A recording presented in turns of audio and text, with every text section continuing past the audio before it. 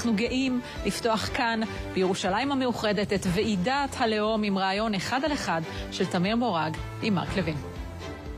Mark Levin. Yes, sir. Thank you very much for giving us this interview. My honor, my pleasure. Welcome to Israel once again. Why not? Yeah. So, before we get into the pressing issues of the region, I have to ask you something a bit more personal.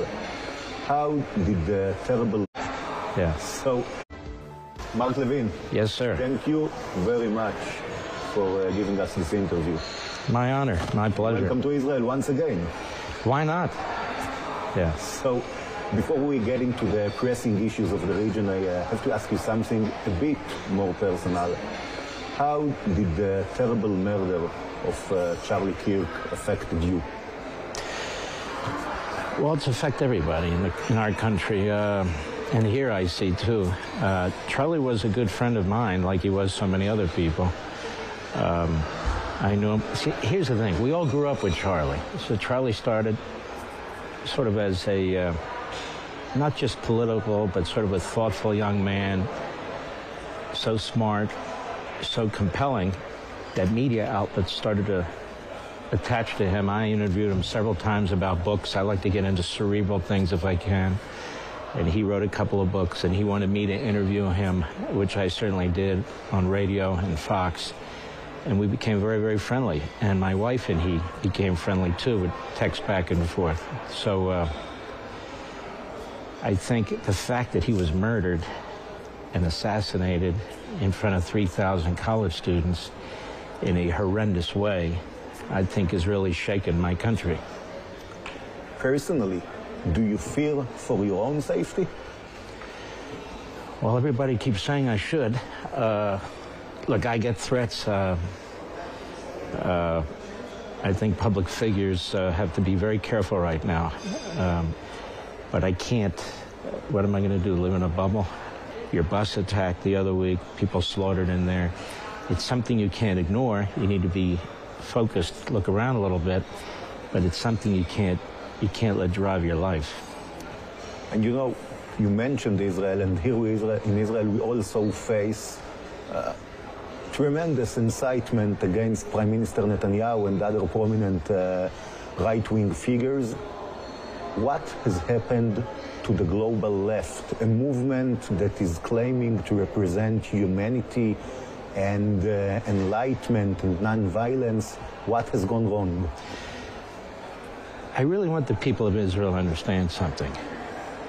When you have leftists in this country who say the things that they say about your prime minister and your government, who are poured into the streets by the tens of thousands, really trying to overthrow the government, led by people like Ehud Barak, other leftists, fell prime minister in his case, all the money pouring into this country from the United States, these billionaire dark figures, and all over the world, you are giving cover to the worst kinds of Jew haters and anti-Semitism in my country and all over the world. You want to know why?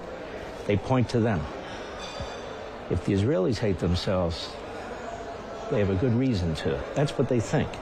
So they give energy, they give platforms to these forces all over the Western world, Europe and the United States, who point to it. And I think in Israel you have the same movement, it's bizarre, of anti-Semitism, with Islamism, with Marxism, more Marxism in this country, that is devouring your institutions, whether it's your courts, whether it's your attorney general, whether it's your police.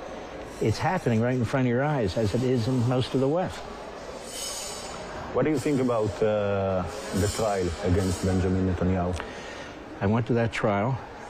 My wife and I, we sat there for 3-4 hours. I watched it, and I was repulsed.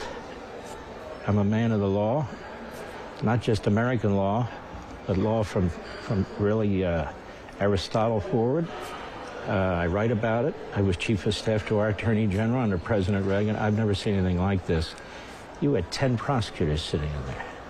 Taxpayers in Israel, you're paying for 10 prosecutors to sit in a small courtroom talking among themselves. You have 3 judges who are barely awake, I'm not trying to put them down. I'm saying this system is terribly broken. You have the Prime Minister of Israel. They're running in an envelope to him. I mean, you're at war. And Gaza City is the front and center. And they're bringing in envelopes to him, and he's having to stop the trial, read them, write notes on them, give them to his aide, to send it back to the front. In the United States, you can't prosecute a sitting president. This is why. It's more important that the country survive, that the leader of the country lead the country during, in our case, our 4 years, or here 5 years, or whatever the term is, depending on the challenges and so forth. You can't be in a tiny courtroom with 3 unelected judges, 10 bureaucratic prosecutors. And then I'm listening, because I have an interpreter. I said, I want to hear what's going on. 1 hour. They're trying to get Netanyahu to say something he refuses to say about a meeting. Didn't happen. Are you sure it didn't happen? It didn't. Are you sure it didn't happen? These aren't even consequential issues. And I'm thinking to myself, these prosecutors, they have nothing else to do. This is what they do all day long. They like the power of having the Prime Minister of the State of Israel sitting there in an uncomfortable chair where they keep pounding him, where the judges sit there half awake. Your system's broken. In our country, the judges would have dismissed this case for lack of evidence. It's an unserious case. All these cases are utterly preposterous. And he's the leader of your country, whether the left likes it or not, whether your Politburo Supreme Court likes it or not, whether the left-wing legal bar in this country likes it or not. He is the leader of your country. He was elected, and his coalition was elected to lead, and you are dragging him down. You are embarrassing your system. You are destroying support for this country. Again, this feeds the anti-Semites and the Jew haters all around the world.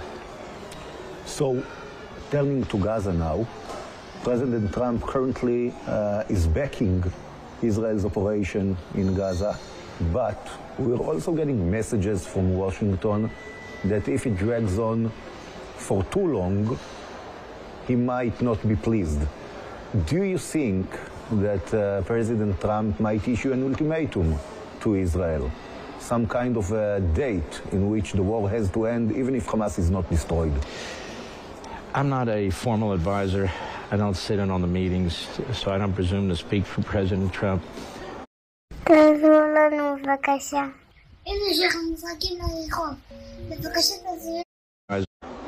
war has to end, even if Hamas is not destroyed.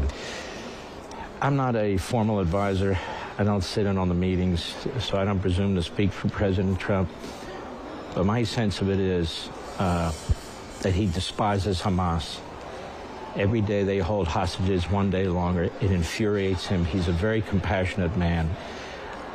He's got many Jewish friends in and out of politics. His family members, many of them are Jewish too. He knows what the terrorists are doing. He knows what they're like. He's weighing other things in terms of a geopolitical context. But in terms of losing patience, I think his concern is get it over with. You know, Biden kept pulling Israel back. Don't do this, don't do that, withholding arms, and so forth. He has a different view, which is tell me what you need, take them out. So many Israelis are saying we've dealt Hamas an unprecedented blow. We have destroyed much of Gaza. It's time to stop, bring the hostages home, and we can finish off Hamas later on in the future. What do you tell them? Is that what the Americans said before the end of World War II? You look at Japan. Harry Truman said, no, you're going to be destroyed if you don't unconditional surrender. There was no negotiations for anything, and they refused. So you can look at Gaza, but people need a historical context. And I'm not talking about ancient history now, I'm talking about modern history. So it's eliminate them now or deal with them again. And my attitude is eliminate them. You know, people say you can't eliminate them. Oh, you can eliminate them. There have been many evil forces out there, more powerful than Hamas. I mean, the Third Reich was pretty powerful, I would argue, and they don't exist anymore.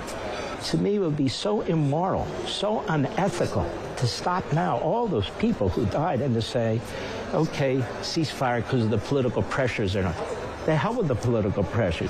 Next week in New York, at the UN General Assembly, Many countries are expected to recognize a Palestinian state.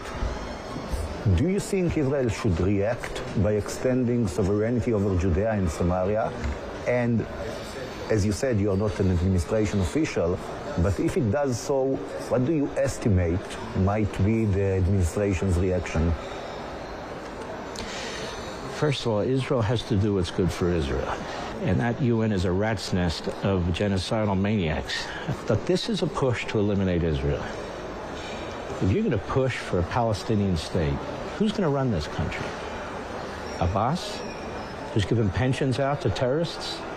Gaza is the example of why there must never, ever be a so-called Palestinian state. I can go through the whole history of the Palestinians and so forth. There's no point, but that would be suicide. I call a two-state solution the final solution. So the UN will do what the UN will do, and I would treat it like the United States does. Who cares? And finally, you and Fox News, where you host your show, are part of a huge media revolution in America. Here in Israel, in Channel 14, we are in the same process, though at an earlier stage. Do you think we are on track to win this fight, both in America, in Israel, and in the Western world? The media are a problem in your country, and somewhat in my country, but more in your country. Your channel is a godsend to the people of Israel. Whether half Israel understands it or not, the other half understands it.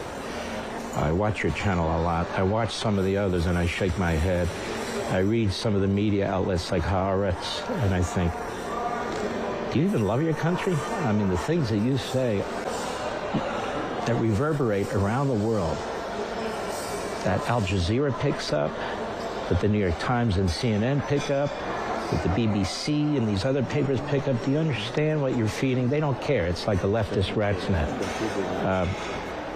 I think this is a problem, and it's hard to know what to do about it other than to compete against it, because I believe in our country, the First Amendment and free speech. But I think Channel 14 developed as a response to what is sort of this monopoly mindset in the Israeli media, which is left, left, left. Netanyahu bad, no matter what he does. Likud's bad, no matter what they do. I mean, I sit back and think, you have a prime minister who's destroyed Hezbollah, who's destroying Hamas, who defeated Iran, who's dealing with the Houthis. Did anybody believe this was possible 2 years ago? Nobody, except him. The unserious are bringing down the people who are serious. The radical left is trying to bring down the nature of your system. Look, I could talk about this all day, but I don't think Channel 14 is going to want that. So. Mark Levin, it was both fascinating and a pleasure. Thank you very much. Thank you. God bless my friend. Thank you.